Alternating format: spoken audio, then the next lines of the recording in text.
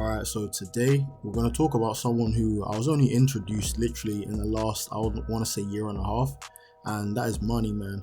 Now, I feel like Moneyman, he's not yet gone commercial, so he might not be familiar with a wide range of audiences yet, but he is someone with, I know his work ethic and all of his principles, he will get big at some point.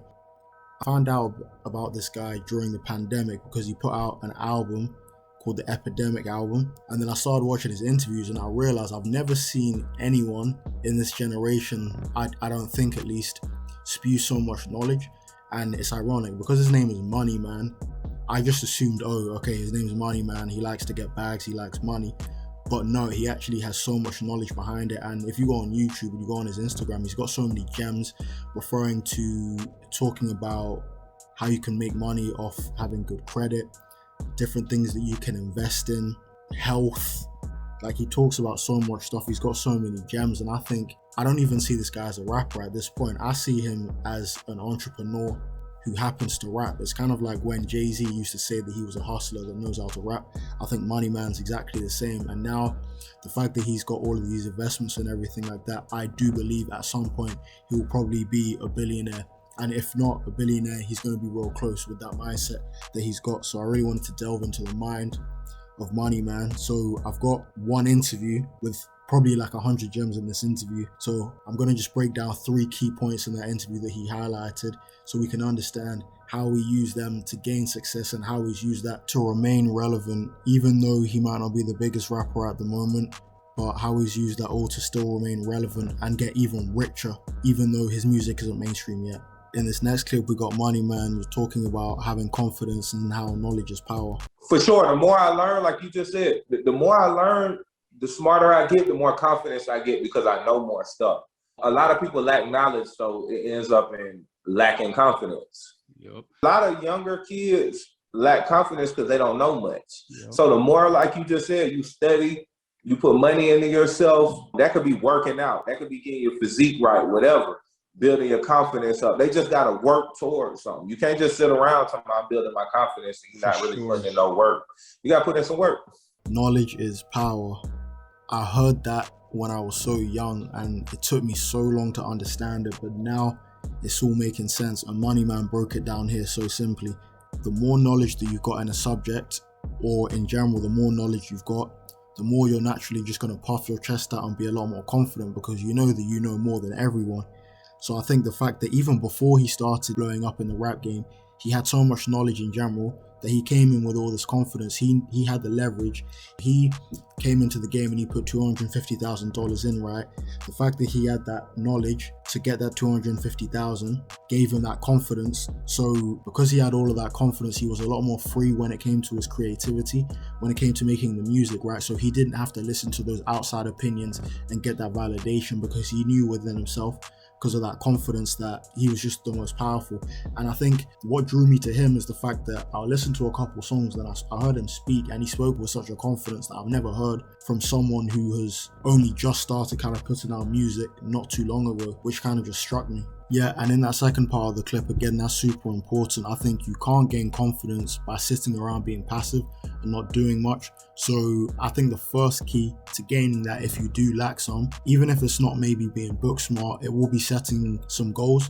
So whether that be fitness goals, whether that be health goals, it could even be as simple as at the start of each day, making sure you've got a list of 5 different things to do during the day. If you can get all 5 of those done and you can tick those off, even if they're not academics based or maybe exercise based, the fact that you can tick those 5 things off and you can do that continuously every day in the week, that will give you a lot more confidence, and then that confidence will radiate into whatever work you're doing. So then you can invest that confidence into the work you're doing, you'll get better product and people will gravitate towards you a lot more. So I think Moneyman clearly used that to his advantage, and that's why a lot of people like me even gravitated towards him, and that confidence is going to take him to the top. We've got this next clip where Moneyman's talking about not only reading from inspirational people, but looking at inspirational people as an example. He talks about Elon Musk and Jeff Bezos. Man, you know what? I used to read a lot. Well, I'm not going to say read. I'm going to say look at a lot of rich people like Elon Musk, Jeff Bezos. They don't waste time. Yep. They're always doing something. Like Like you'll go on Twitter and see a lot of people, well, man, work less, make more. That's not realistic. You got to put in work. You got to really put in more work than the average person to be above the average person. So if you want to be a so-called rich person, then you have to put in the work to be a rich person. A lot of people think they can just be lazy and stuff will come to them. That's not true. I never understood closing on Sunday or closing at 5 o'clock just because it's a 9 to 5 type thing. I'd be like, I'm trying to make the money at all times of the day. I had a barber once and I called them at 1 a.m. and I offered him extra money. And he was like, it's 1 o'clock in the morning. I can't do it. I'm like, if that was me, it's extra money. I'm going to get up out my bed and I'm going to go do it. Because I put in extra work for the extra money. You got to stay busy. If you don't stay busy, you know how they say an idle mind is the devil's playground. See, we don't got to get religious with it, but it means something in the real world. That means if you don't have nothing to do, then the negative BS pulls you in. I really enjoyed doing this Moneyman research because he states the obvious, and I think that it's really important.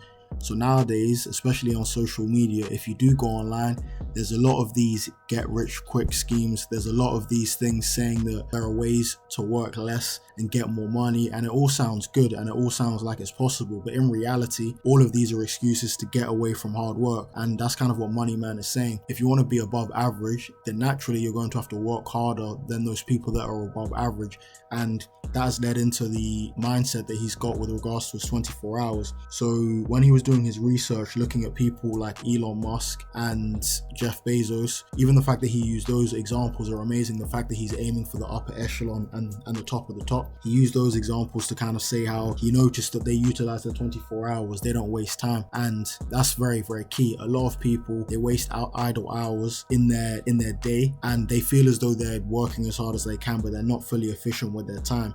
And he also says later in the interview that idle minds are kind of like the devil's playground, right? So the more idle your mind, the more likely negative thoughts are going to come into your mind, the more likely you're going to do negative things. So keeping busy was the first thing that he knew that he needed to do. By keeping busy, he knew that he wasn't wasting his 24 hours, so he could work harder on his craft, he could hustle more, and he can maximize his earning potential. He's got so many gems in this interview, but I love the fact that, again, he's not one to conform to society's opinion. And what I mean by that is the fact that even if we look in society, right, all of these shops, either some of them close on Sunday, a lot of them will close at 5 p.m. and as a consumer, it's very annoying. And I like the fact that he says that if he had a shop or whatever, he would be open damn near 24 hours because he knows that the more time he puts in, the more money he'll get. So he used the example there of his barber. At 1 a.m, the fact that his barber is even awake to take that call, and he's got a celebrity client, he should, like, if Moneyman was in his position at least, he would get up, do the guy's set, get the extra money. And I think the fact that he's willing to do that extra to get the money is why he got that success and why he's never going to go broke, and he'll always keep striving for more, just having that hunger. In this next clip, we got Moneyman talking about having a good circle around you that can actually help you achieve more.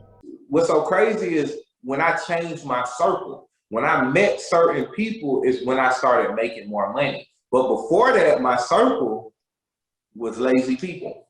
I was hanging with lazy people. We were smoking weed all day. You feel me? Like, they was doing other kind of drugs, drinking, partying, hitting the club, wasting time, stuff like that, chasing girls, you feel me? Like, you know, shit that didn't make sense. But now, something clicked when I changed my circle, because those same people weren't doing that. I started picking up their habits. And when I start picking up their habits, that's when I start getting money. Man, I think this is one of the realest things about success and what 90% of people don't understand. So I like that Moneyman's highlighting it. When it comes to success, I would say at least 50% of it comes down to the environment that you're in.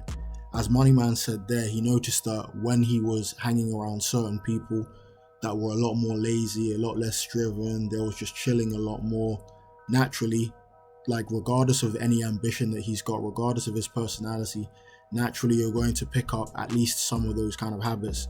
So as a result, you're not going to be fulfilling your full potential. You're going to be a lot more lazy. You're not going to have that same drive that you have internally.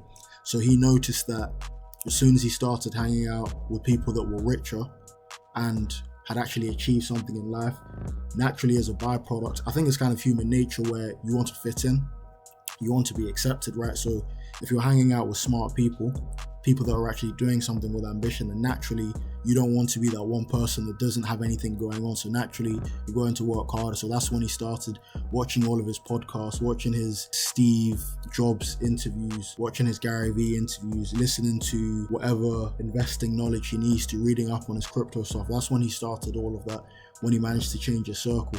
And I think that's something that's really key. So I like Moneyman talking about that, just because a lot of rappers nowadays, we see them, they've got an entourage, and you can see clearly that these guys are not really doing much in their leeches.